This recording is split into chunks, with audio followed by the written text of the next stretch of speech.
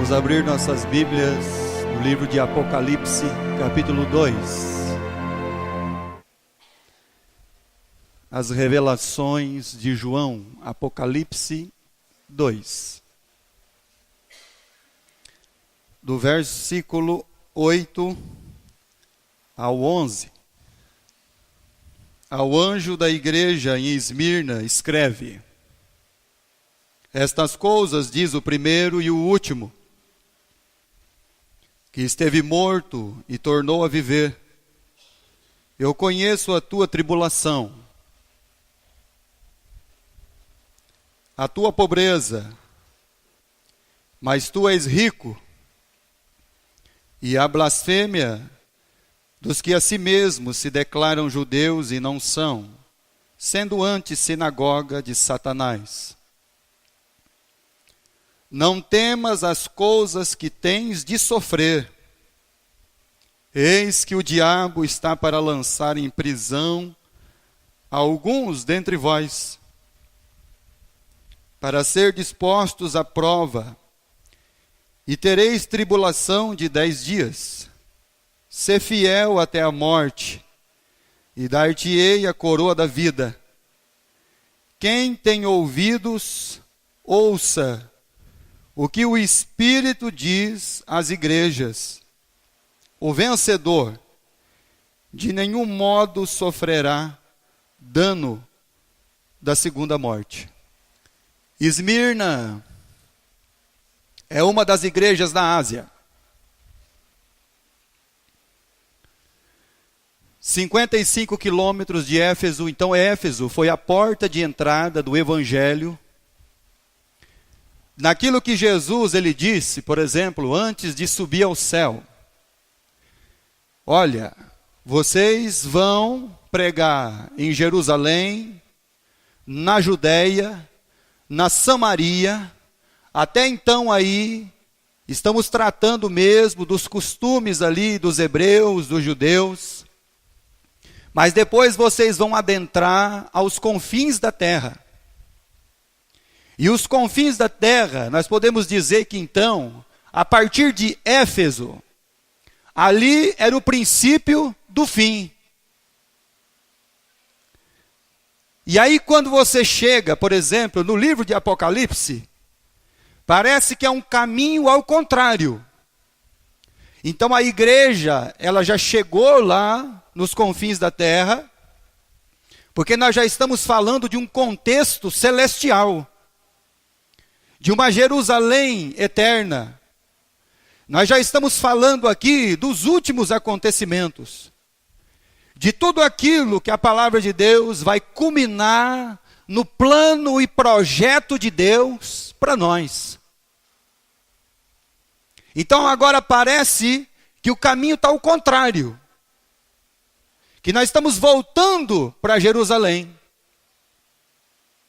Então, quando Jesus olhou para os seus discípulos em Atos dos Apóstolos, capítulo 1, antes dele subir ao céu, ele disse: vocês vão pregar em Jerusalém, na Judéia, na Samaria, e vocês vão adentrar os confins da terra. Quando o Senhor, por intermédio de João, escreve a carta, ele fala mesmo dessas questões, e talvez muitos da teologia, eles têm adotado as igrejas, as cartas às igrejas, como distinção de épocas da igreja. Ou os contextos aonde as igrejas, elas vão ter os seus enfrentamentos, vão enfrentar suas dificuldades. Elas vão ter realmente uma palavra: olha, eu conheço as tuas obras. Mas aí para a maioria das igrejas tem uma exortação: mas eu também tenho contra você. Quando João está escrevendo essa revelação, é uma revelação de Deus a nós. Toda a palavra de Deus é uma revelação. Se você quer uma revelação, está nas Escrituras. Abra sua Bíblia, por favor, em Efésios capítulo 1. versículo 17 e versículo 18. Olha só o que o apóstolo Paulo vai falar a esses irmãos. Para que o Deus de nosso Senhor Jesus Cristo, o Pai da glória, vos conceda um espírito de sabedoria e de revelação no pleno conhecimento dele. Versículo 18. Iluminado os vossos olhos, os olhos do vosso coração, para saberdes qual é a esperança do seu chamamento, qual a herança, a riqueza da glória da sua herança nos santos. Paulo está dizendo que as revelações da palavra de Deus, elas vêm à nossa vida para abrir o nosso entendimento e abrir os olhos do nosso entendimento. Porque ainda falta, meus irmãos, não que a Bíblia não está pronta, a palavra de Deus está pronta. As revelações de Deus a nós, elas estão todas prontas. A Bíblia diz que Deus não ia fazer nada sem antes avisar os seus servos. E foi isso que Deus fez. Deus avisou Abraão antes de ir para Sodoma. Deus avisou Noé antes do dilúvio. E Deus, Ele tem nos avisado através da sua palavra o nosso coração. Para que de uma maneira plena, convicta, firme, como olhando para o invisível, como Moisés, como aquele que tem um ponto de referência imutável, que é o nosso Deus. Quando a igreja, o corpo, ele perde esse marco, esse ponto de referência, que então é Deus e a sua palavra, então nós ficamos vulneráveis às nossas conclusões e às conclusões mesmo dos homens para as nossas vidas. E nessa carta a essa igreja, inspirada pelo próprio Cristo a João e o Espírito Santo, pela vontade do Pai, ele escreve para os irmãos daquela igreja. O interessante é que ele não tem nenhuma exortação. Deus, ele não tem de nenhuma maneira ali, meus irmãos, uma correção para aquelas vidas, a não ser incentivá-las a continuar fazendo aquilo que elas estavam fazendo.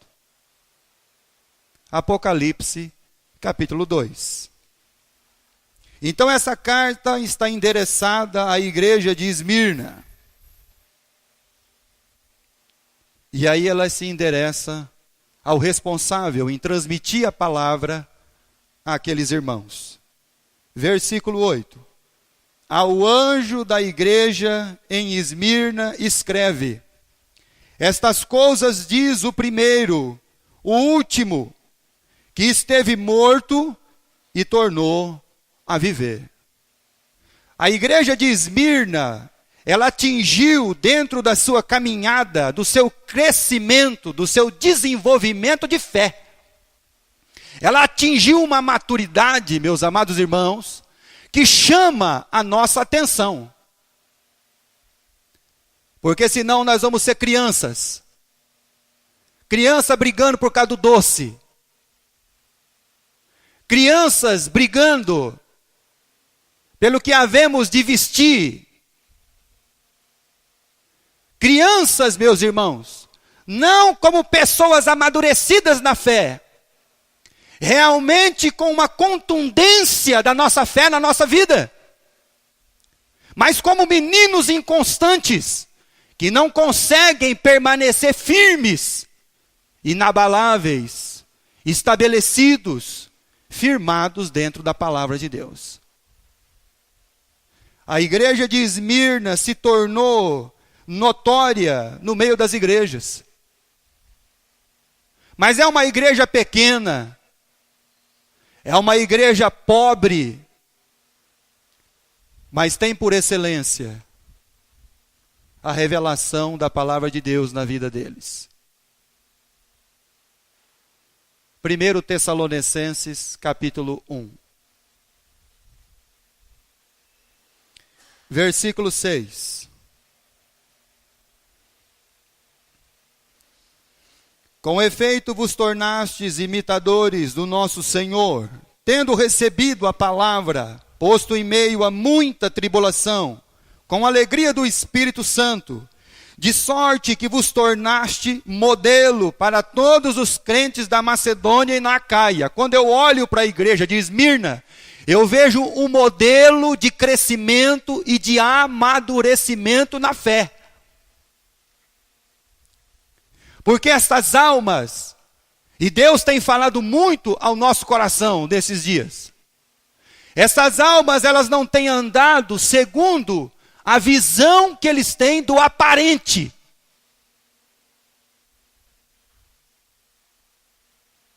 As almas da igreja de Esmirna, eles não andam segundo aquilo que os seus olhos contemplam, as circunstâncias, aquilo que os rodeiam. Eles vivem mesmo, como a palavra de Deus ela diz, ela tem falado ao nosso coração. Eles vivem olhando para Cristo. Vivem como Cristo. Quando você pensa num filho de Deus, então Deus, para nos dar o exemplo de como que é o filho de Deus, ele enviou quem? O Cristo. O Senhor Jesus Cristo.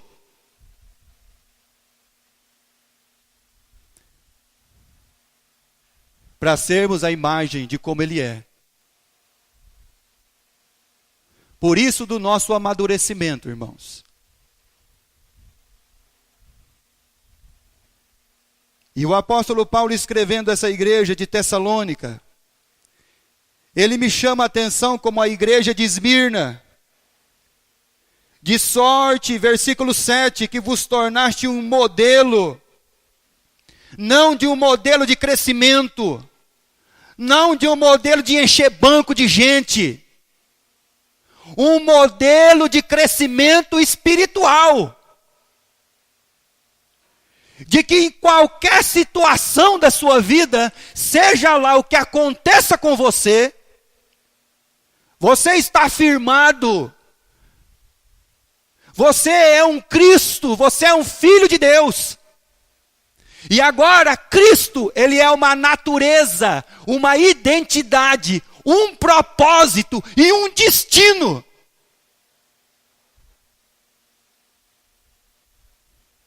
Paulo diz, nós não estamos caminhando para o fim, nós estamos caminhando para a glória. Versículo 8. Porque de vós se repercutiu a palavra do Senhor, não só na Macedônia e na Acaia, mas por toda a parte se divulgou a vossa fé para com Deus, de tal ponto de não termos necessidade de acrescentar coisa alguma. Por que nós temos muitos problemas, irmãos? Por que a nossa vida é uma vida embaraçada? E por que as nossas questões da nossa vida neste mundo ainda tanto nos angustiam? É porque as nossas questões de fé, elas não estão plenamente enraizadas em nós. Que aí diante de qualquer circunstância adversa ao que eu estou acostumado, então facilmente eu sou moldado por isso. Quando nós deveríamos já, pelo tempo decorrido, como diz o autor do livro de Hebreus, já não necessitarmos mais de leite, mas sim de um alimento sólido. Mas o alimento sólido é só para aqueles que têm os sentidos exercitados. Fé é você ter um sentido exercitado.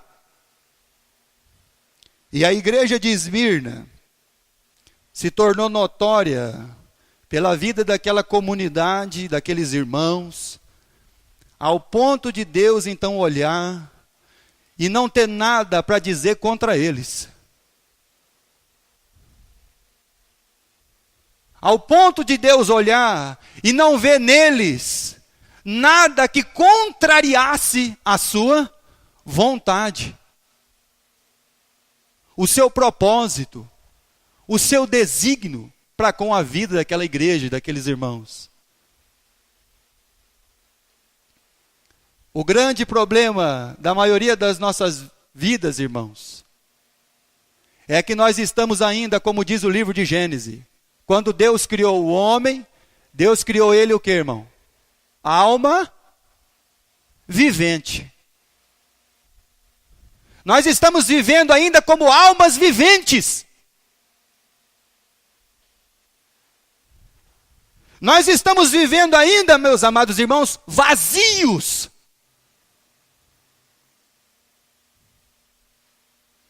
Nós somos aquelas pessoas que estão buscando nas coisas deste mundo uma satisfação.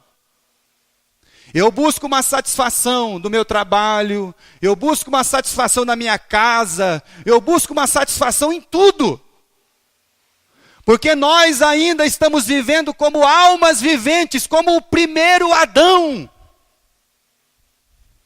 E aí a Bíblia nos chama a atenção. E fala, não, meus queridos, não é mais assim não. 1 Coríntios capítulo 15, versículo 45.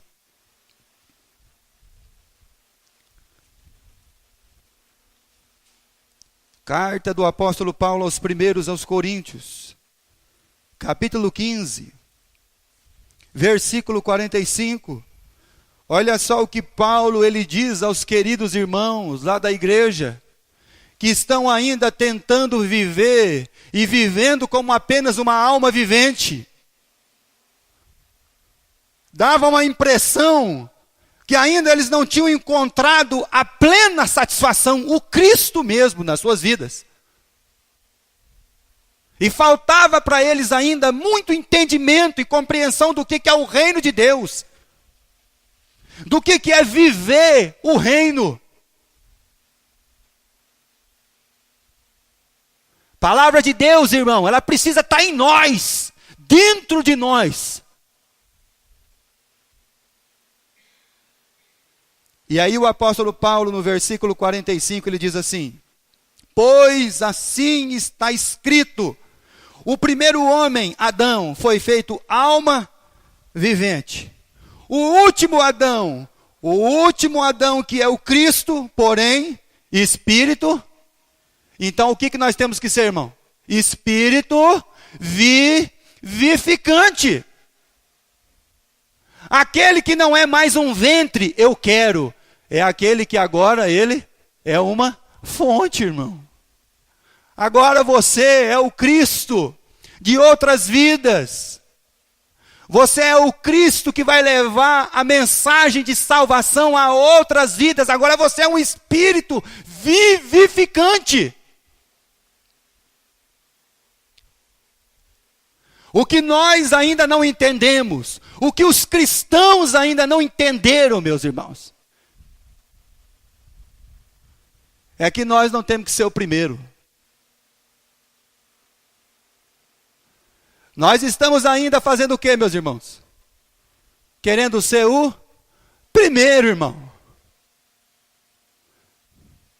Quando você chega na fila do ônibus, qual lugar nós deveríamos ocupar, irmão? Fala para mim, irmão. Para a pessoa olhar para você e ver o que em você? O espertalhão que entra na frente? Fala para mim, irmão. Você é o espertalhão?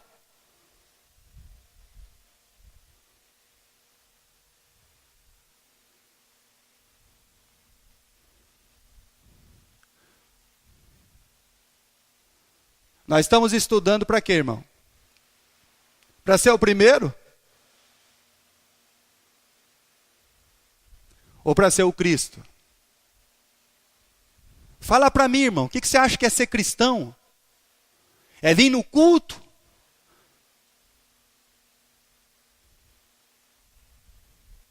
A igreja de Esmirna, irmão, ele não tinha somente um culto. Eles tinham uma vida entregue. Eles tinham uma vida de satisfação em Deus e na sua palavra. E não importava quando eles olhavam a circunstância das suas vidas, eles ainda continuavam firmes, plenos e constantes. Que apesar de todos os enfrentamentos que eles tinham, eles ainda continuavam olhando para o alvo e prosseguindo para o alvo que é o Cristo. Nós queremos ser igual a Cristo. E qual é o sentimento que houve em Cristo, irmão? Um sentimento de despojo. Um sentimento de se esvaziar de si mesmo.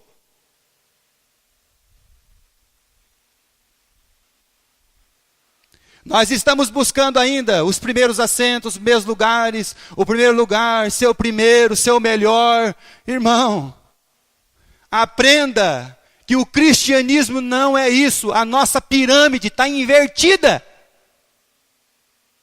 E que qualquer coisa que você venha fazer, estudar, se você vai ser o presidente da república, então você tem que entender um dia que você tem que ser o servo de todos, irmão.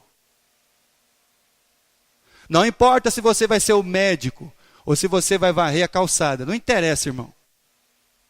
O que importa, irmão, na verdade, é quem você vai servir. É o tempo da sua vida que você vai dedicar a esse Deus.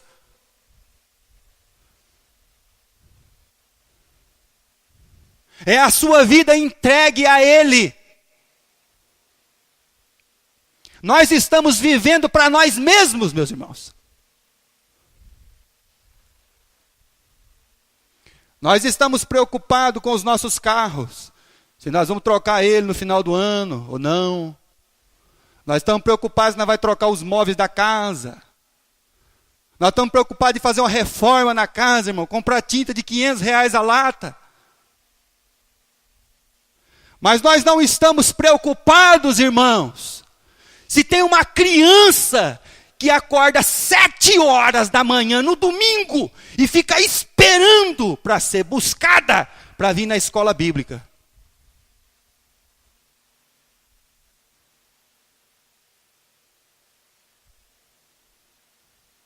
Você não faz ideia, irmão, do que é você estar cantando aqui 3 palavrinhas e ter 2 criancinhas pititicas aqui que ele está tentando segurar os 3 dedinhos. O Mateuzinho e o Joãozinho. E fazendo assim, irmão, ó, tralalá. E levantando a mão, a chuva caiu e a água subiu. Você não faz ideia, irmão, o que é sentar na salinha, porque tem um monte de menino dando trabalho, aí você senta e fica tudo quietinho para escutar a lição, e aí você senta para ouvir a Maria Clara respondendo as perguntas. Você não sabe o que é isso, irmão.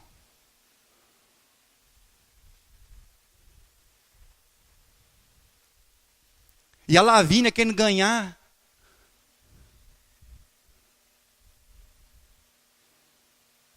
Ô, irmão, você está pensando que reino de Deus é o quê, irmão?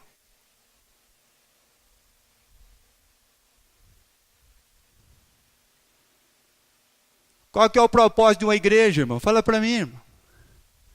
É colocar banco almofadado para você se sentir melhor sentar aqui? Não, irmão.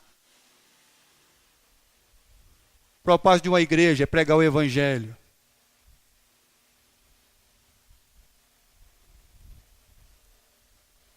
Problema nosso, irmão, é que nós estamos vivendo como alma vivente e não como espírito vivificante.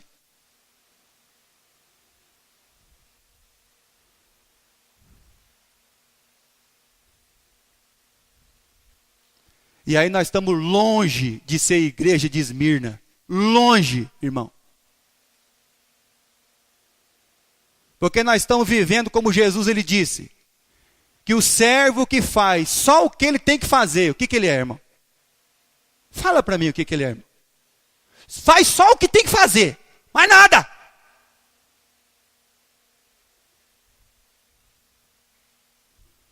Sua casa pode ser de terra batida. Sua casa pode ser de barro batido.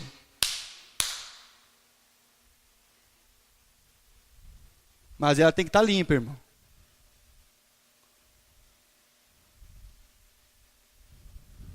Suas panelas, irmão, pode ser não aquelas panelas mais caras que tem, mas tem que estar areada.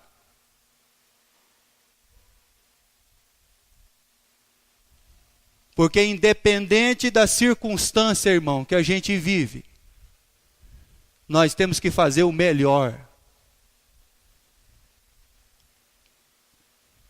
E o nosso melhor está longe, irmão. Mas bem longe.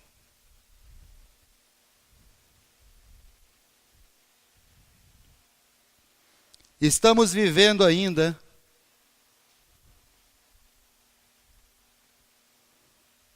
como alma vivente e não como espírito vivificante. Um evangelho que só busca e não oferta. Um evangelho que só tem um interesse.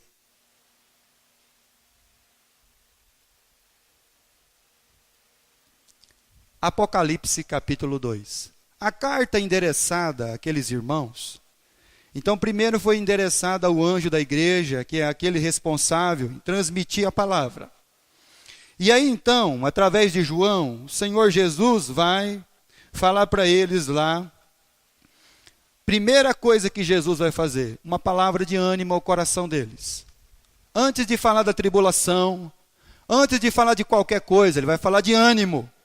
E aí no versículo 8, ele diz assim: ao anjo da igreja em Esmirna, escreve, estas coisas diz o primeiro e o último. Ou seja, eu sou o que começou e eu sou o que vai terminar, irmão. Nós vivemos como se Deus, irmão, ele não fosse terminar toda essa obra. Nós estamos vivendo de uma maneira como se Deus tivesse errado em algum lugar e de repente agora Deus não consegue mais consertar as coisas e não vai terminar isso. Nós estamos equivocados, meus irmãos. Quando Deus vai olhar para a igreja, ele diz assim, ó, foi eu que comecei, sou eu que vou terminar. Eu sou o alfa, eu sou o ômega. Eu sou o princípio e o fim, irmão. Descansa o seu coração. Aquele que começou, ele vai terminar. Ele é o alfa, ele é o ômega. E aí antes de falar da tribulação, ele diz assim, eu sou aquele que entregou a vida, morreu e tornou a tomá-la. Ou seja, não se preocupem com a vida de vocês, porque vocês estão nas mãos daquele que não somente tem autoridade, poder para entregar a vida, como também tem poder para tornar a tomá-la. Então esse é o nosso Deus.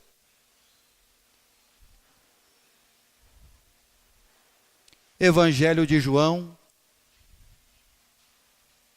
capítulo 11. Eu vou pedir para os queridos não levantarem mais, tá bom? Todo mundo sentado, a não ser que for uma necessidade muito grande.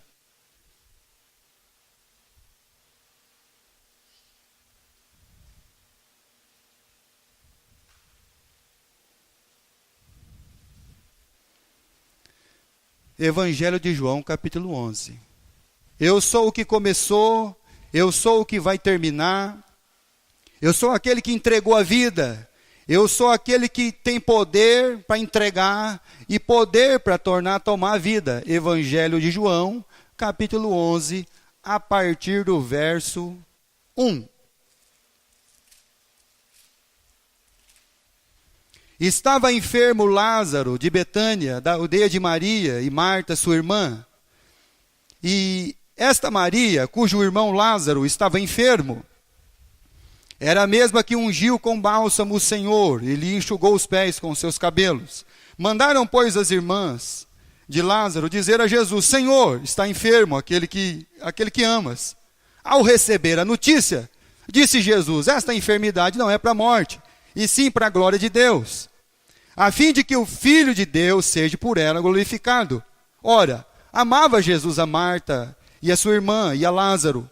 Quando, pois, soube que Lázaro estava doente, ainda se demorou 2 dias no lugar onde estava. Depois disse aos seus discípulos: vamos outra vez para a Judeia. Disseram-lhe os discípulos: Mestre, ainda agora os judeus procuravam apedrejar-te e voltas para lá? Respondeu Jesus: Não, são 12 horas do dia.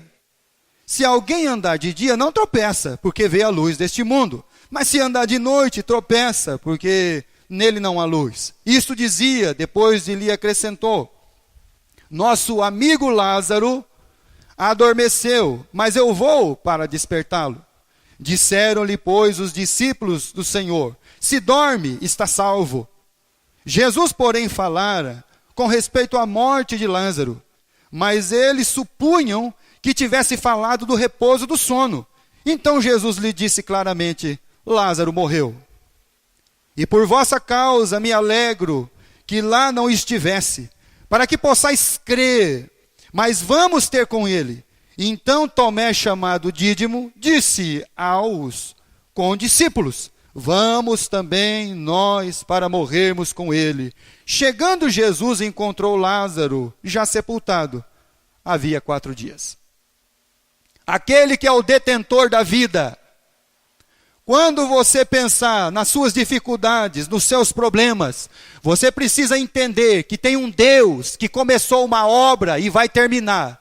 Tem um Deus que é detentor da vida, ele tem poder sobre a morte, porque ele ressuscitou dos mortos. Quando ele chegou diante do sepulcro de Lázaro, mas já faz 4 dias, pode tirar a pedra. Você entende que com quem você realmente está lidando? Nós não vivemos numa perspectiva, meus irmãos. Nós vivemos numa esperança de ressurreição.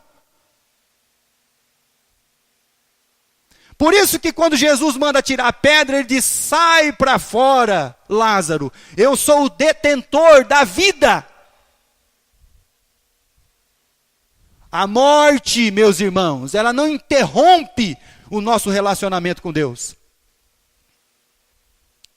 Pelo contrário. Deus, ele diz: eu sou o Deus, falou para Moisés, eu sou o Deus de Abraão, o Deus de Isaac e o Deus de Jacó, irmão. Eu sou. Eu continuo sendo. Eu serei por toda a eternidade. O que a igreja de Esmirna tinha dentro dela, meu irmão, não era simplesmente uma expectativa sobre Deus, não. Era uma perspectiva eterna. A nossa fé muitas vezes está direcionada nas nossas expectativas que nós temos em Deus. Isso é um equívoco. Nossa fé precisa estar direcionada na perspectiva plena, convicta de Deus na nossa vida.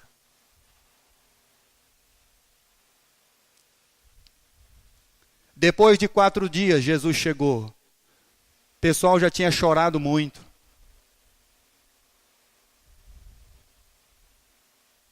E aí Jesus vem assim e fala: ô, meus queridos, parece que vocês não entenderam nada ainda.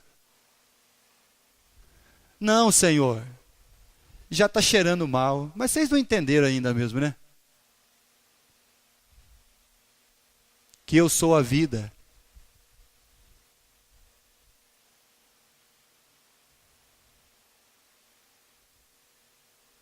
A morte, meus irmãos, ela nos assombra tanto, Porque é o desconhecido, é o escuro, é aquilo que eu não entendo.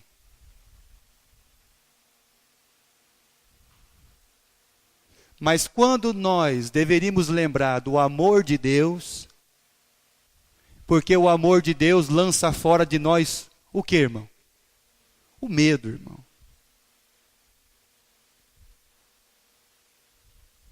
A igreja de Esmirna, vivendo naquele contexto, ela é a representação de Cristo naquele lugar.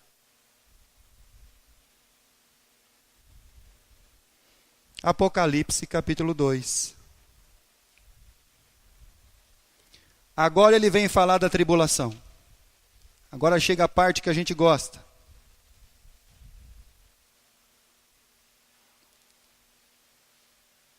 Versículo 9. Conheço a tua tribulação.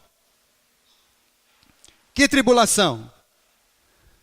Depois ele diz: eu sei da sua pobreza. Depois no versículo 9 ele diz: eu sei que vocês enfrentam uma sinagoga de Satanás. Versículo 10: eu sei que o diabo vai lançar alguns de vocês na prisão e vão ser colocados à prova. Eu sei que vocês vão ter uma tribulação de 10 dias. E o mais importante da carta é princípio do versículo 10. O que está escrito no princípio do versículo 10 na sua Bíblia? Não temas, por quê?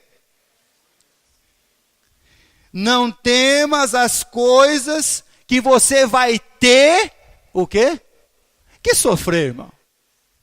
Mas no mundo ao qual nós vivemos, principalmente no mundo religioso, sofrimento virou o quê, irmão?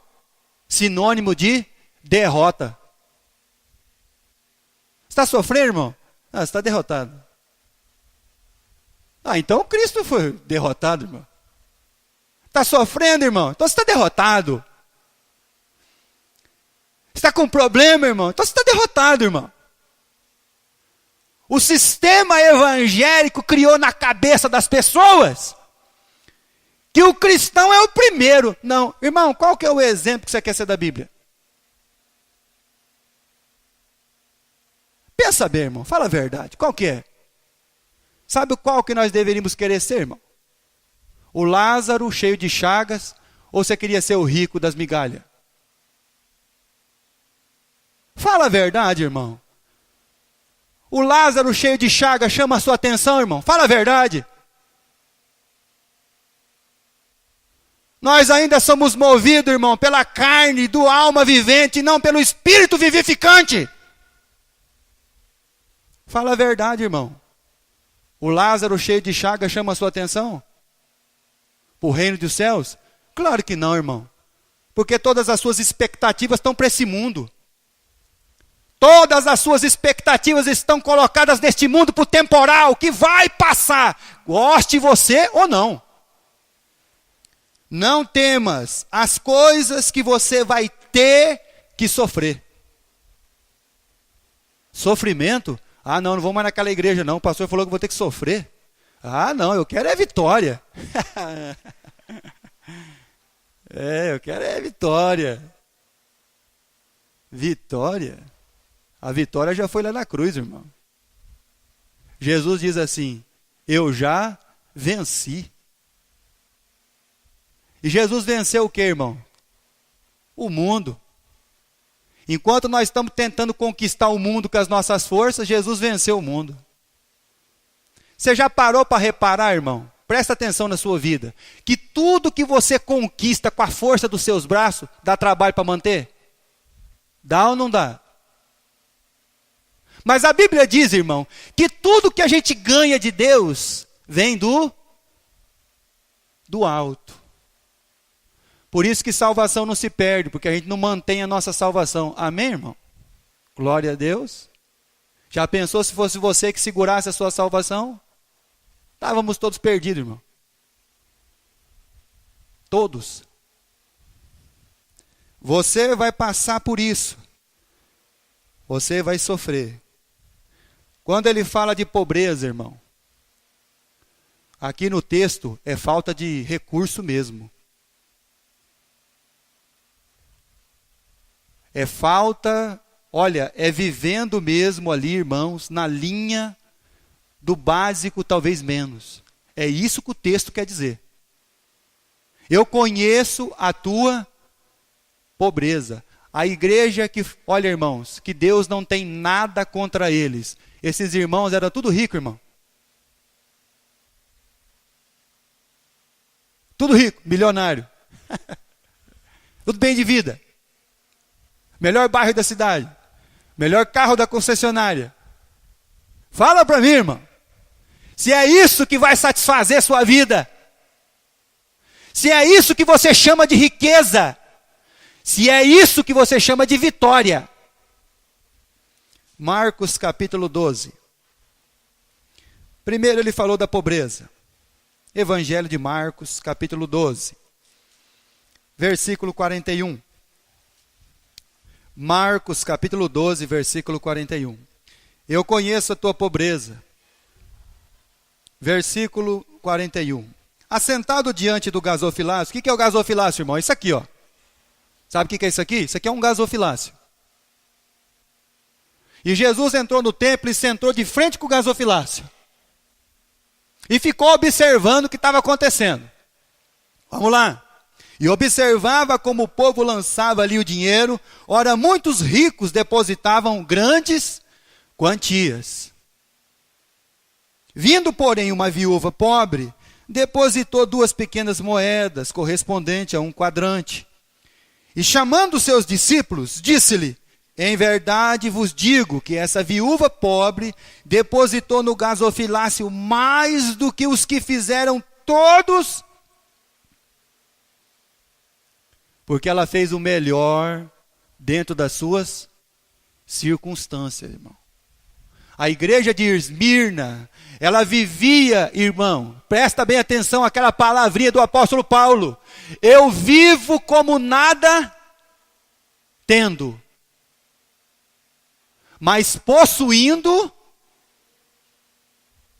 Irmão, fala a verdade, você tem esse entendimento? Fala a verdade, irmão. Eu vivo como nada tendo, mas eu tenho um entendimento que eu sou filho de Deus, sou herdeiro de Deus, então, pela fé, eu possuo tudo. Já parou para pensar, irmão, no livro de Gênesis, quando Deus deu toda a terra de Canaã para Abraão, e quando a esposa dele, Sara, morreu, ele fez o que no campo de Macpela? Ele comprou o campo, irmão. Mas não era dele, pastor? Era dele, mas para não brigar com ninguém, ele chegou: quanto o senhor quer no campo? Ele podia ter chegado lá, irmão, e falar assim: ó, isso aqui é meu. Ele chegou no campo de Macpela e falou: quanto o senhor quer pelo campo? Mas por quê? Porque eu vou sepultar minha esposa aqui.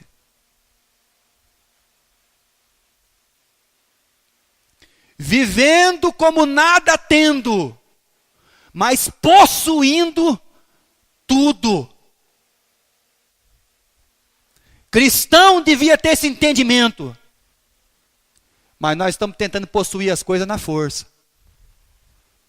Força do braço, a minha competência.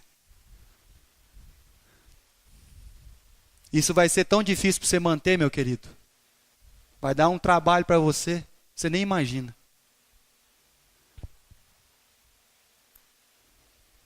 A mulher fez mais do que todos.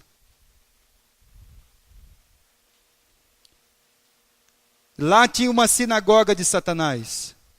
Pessoas que diziam conhecer a Deus, mas perseguiam a igreja de Esmirna. Judeus que se reuniam naquele lugar. Lá tinha o diabo, que ia colocar muitos na prisão. Pode ser uma prisão como Paulo enfrentou, mas pode ser também, meus irmãos, a prisão de nossa mente. Sabe aonde o inimigo da alma te aprisiona muitas vezes? Não é atrás das grades. Ele te aprisiona aqui dentro.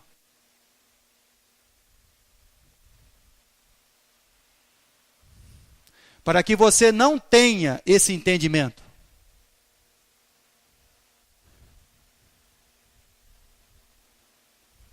2 Coríntios capítulo 10. Lá tem um diabo e vai lançar muitos de vocês na prisão. 2 Coríntios capítulo 10, versículo 3. 2 Coríntios 10, 3. Porque embora andando na carne, vírgula. Nós estamos na carne, irmão, só que a gente não vive por ela. Ou nós somos alma vivente ou espírito vivificante.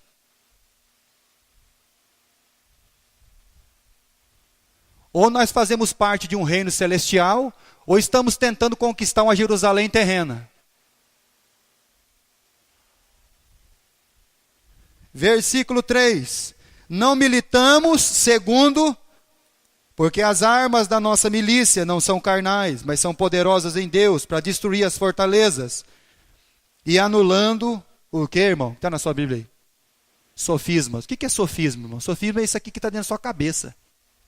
É as fortalezas que Satanás cria dentro do seu entendimento, para que você não compreenda as coisas de Deus, para que você seja cegado por ele e não consiga viver como uma alma vivificante. Para que você não tenha uma igreja que tenha uma esperança na ressurreição, na glória, na eternidade, que independente do que você olhar à sua volta, isso não vai abalar a sua fé. Pelo contrário, isso vai fazer você lembrar que aquele que começou vai terminar. E aquele que começou e vai terminar, ele não somente entregou sua vida para a morte, mas ele é o detentor da vida.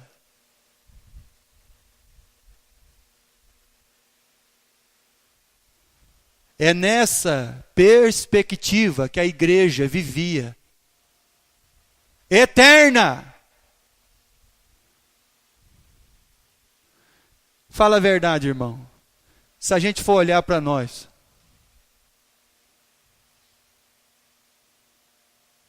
fala a verdade. O que nós vamos fazer? O que nós podemos fazer, irmãos? Fala a verdade.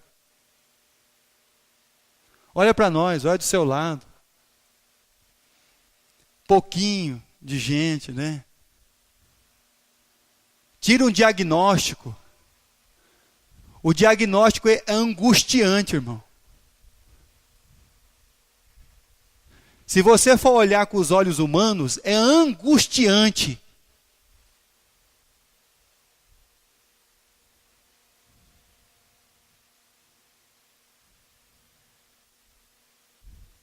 Aquilo que nós recebemos de Deus como incumbência, irmão.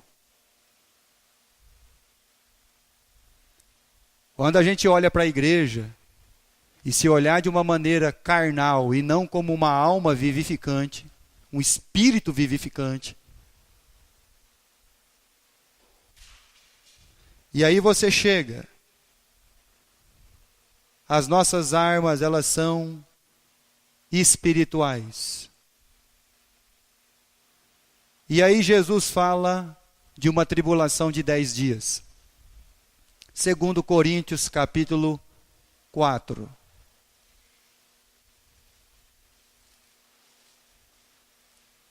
Versículo 18. Uma tribulação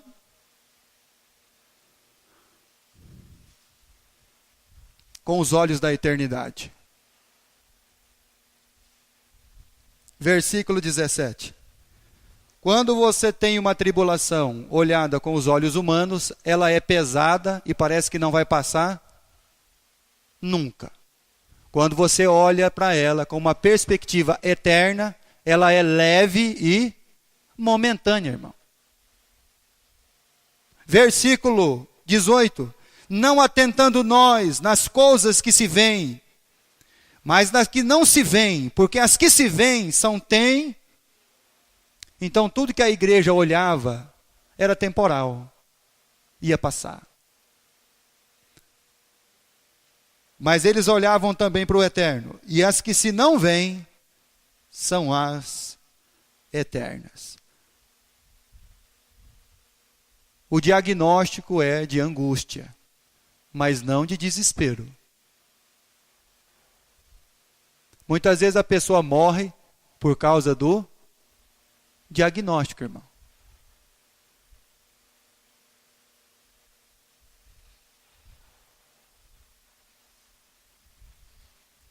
Jesus ficou angustiado, irmão, mas nunca desesperado.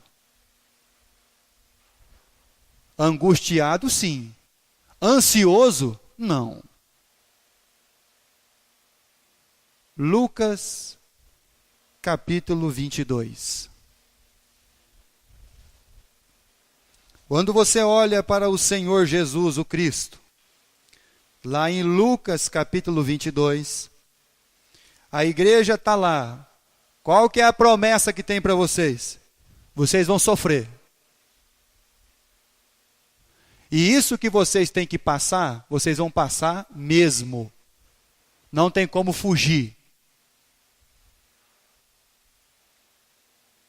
Quando Jesus, no capítulo 22 do Evangelho de Lucas, versículo 42, dizendo: Pai, se queres, passa diante de mim este cálice. Contudo, não se faça a minha vontade, e sim a tua. Então lhe apareceu um anjo do céu que o confortava.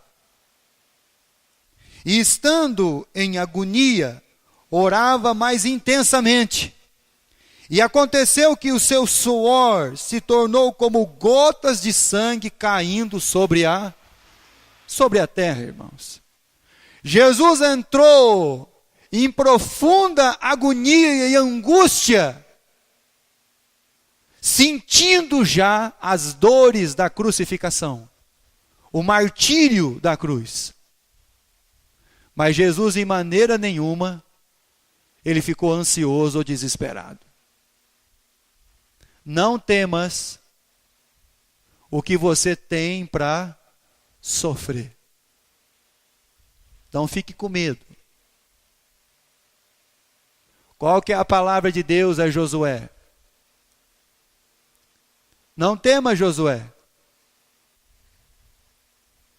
porque o Senhor seu Deus é contigo. Então por que está cheio de temor?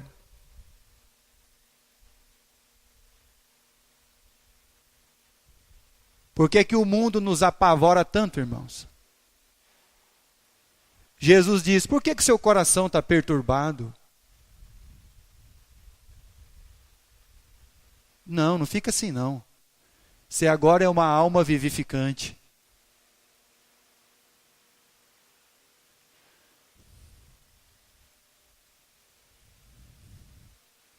Não temas. Lá na carta da Esmirna, a igreja, eu conheço a tua pobreza, mas lá tem um contraste muito grande. Qual é a palavra de contraste lá, irmãos? Apocalipse capítulo 2. Eu conheço a tua pobreza. Versículo 9. Conheço a tua tribulação, a tua pobreza, vírgula. Mas você é o que, irmão? Rico, irmão. Não, pastor, mas a conta no banco lá está meio complicada. Está difícil no final do mês, é. E aí nós mensuramos riqueza por isso. Por isso que nós não queremos ser o Lázaro.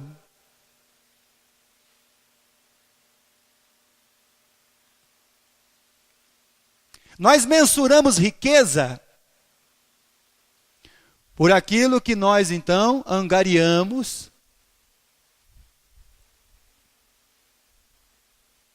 E aí a Bíblia diz assim,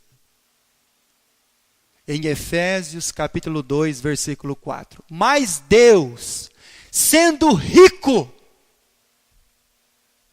Paulo quando escreve aos irmãos, ele diz assim, olha, Deus ele é rico, mas rico no que, irmão? Em misericórdia. E com o grande amor com que nos amou, irmão. Sabe qual é a riqueza de Deus? A sua misericórdia, o seu amor para conosco. Sabe qual era a riqueza daqueles irmãos da igreja de Esmirna? Não era, meus irmãos, os seus cofres abastados, seus bancos almofadados. Não, irmão. A riqueza era a misericórdia, a graça e o amor de Deus. Abra sua Bíblia em 1 Pedro, capítulo 1. Quando você pensar na riqueza de Deus, então você precisa ler a Bíblia.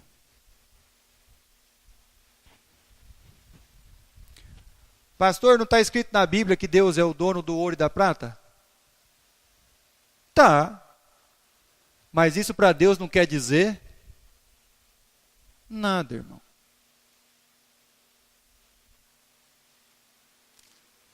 Nada. 1 Pedro capítulo 1, versículo 3. Bendito Deus e Pai de nosso Senhor Jesus Cristo, que segundo a sua muita misericórdia, nos regenerou para uma viva esperança, mediante a ressurreição de Cristo dentre os mortos, para uma herança incorruptível, sem mácula, imarcessível, reservada nos céus para vós outros, que sois guardados pelo poder de Deus, mediante a fé, para a salvação preparada para revelar-se no último tempo. Nisso exultais, embora no presente, por breve tempo, ser necessário que sejais contristados por várias provações. Quem falou que vida cristã é um mar de rosa, irmão? Quem falou isso, irmão? E aí o Pedro, ele vai falando aos corações dos irmãos, versículo 7, para que o valor da vossa fé, uma vez confirmada, muito mais preciosa do que o quê? Do que o ouro. Mais apurado por fogo, redunde em louvor e glória e honra na revelação de Jesus Cristo, a quem, não havendo visto... Você viu o Cristo, irmão? Mas você o ama. Versículo 9. Não vendo agora, mas crendo, exultai com alegria indivisível e cheia de glória, obtendo o fim da vossa fé, a salvação das vossas. Versículo 18. Sabendo que não foi mediante a coisas corruptíveis, como prata e ouro. Então essa não é a riqueza de Deus, prata e ouro. A riqueza de Deus é misericórdia, graça e o seu amor para conosco. Quando você pensar na riqueza de Deus, por favor, não pense na conta no banco. Quando você pensar na riqueza de Deus, você pense no seu amor que Ele tem para com as nossas vidas. Você pode ter muito dinheiro no banco, irmão, mas sem Deus, isso não vai valer nada. Sua família não vai ser salva pelo que você ganha ou tem. Sua família será salva por causa da graça de Deus, seu amor e sua misericórdia. Nossas vidas precisam ser vidas, irmãos, de um espírito vivificante. Quando no livro de Apocalipse diz, sê fiel até a morte, ele não está querendo dizer que a gente tem que ser fiel até o dia de morrer. Ele está querendo dizer que se for preciso, nós vamos entregar a nossa vida para ser fiel a Deus, se necessário for. É uma entrega, irmãos. É um Cristo. Ao que vencer, lhe darei uma coroa da vida. Aquilo ali não é salvação, irmão. Aquilo ali é galardão, tá bom? Não confunda na palavra de Deus salvação com galardão. Vamos encerrar lendo Mateus capítulo 4. Dar-te-ei a coroa da vida. Ser fiel até a morte. Palavras de Jesus no dia da tentação. Capítulo 4 do Evangelho de Mateus, versículo 4. Ser fiel até a morte, quando o mortal for absorvido pela vida. É o que Paulo escreveu em 2 Coríntios capítulo 5. Jesus, porém, respondeu: está escrito, nem só de pão viverá. Então quer dizer que nós não vamos ter que comer pão, pastor? Não, irmão. Nós vamos comer o pão por causa da segunda parte do versículo. Mas sim de toda a palavra que sai da boca, porque é a palavra que sai da boca de Deus que vai nos sustentar. É a palavra que saiu da boca de Deus que vai nos, o quê? Ressuscitar. É a palavra que saiu da boca de Deus que vai nos guardar. É a palavra que saiu da boca de Deus que vai colocar na nossa mesa o pão nosso de cada dia, irmão. Está entendendo, irmão? Muitas vezes nós ficamos só na primeira parte. E aí você entende que a segunda parte é que completa a outra. Jesus não diz que nós não vamos mais comer pão. Jesus diz que nós comemos o pão porque nós cremos em toda a palavra que sai da boca. Essa igreja, irmão, está firmada na palavra de Deus. Edificada. Ela tem um ponto de referência. Cristo. E o ponto de referência é que todos nós venhamos ser um Cristo, um Espírito vivificante.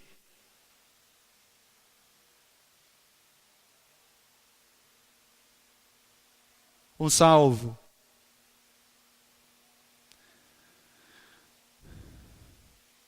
Uma alma que a palavra de Deus diz, a graça, ela nos educa. Educa para quê? Como é que o apóstolo Paulo falou, irmão? Tudo posso naquele que me... Aí você põe lá no carro. Vamos lá. A gente põe no muro da nossa casa. Tudo posso naquele que me fortalece. Tem que pôr o texto inteiro, irmão. E o texto inteiro, irmão, diz assim: eu aprendi, Deus me ensinou a ter e não ter. Tudo posso naquele que me fortalece, irmão. Essa igreja está firmada dentro da palavra de Deus. Nós não temos uma expectativa, irmão. Nós temos uma esperança.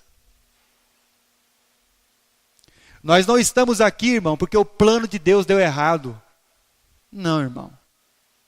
Nós estamos aqui porque nós somos convictos, plenos, confiantes, que toda a palavra de Deus, ela vai se cumprir em nós e na nossa vida.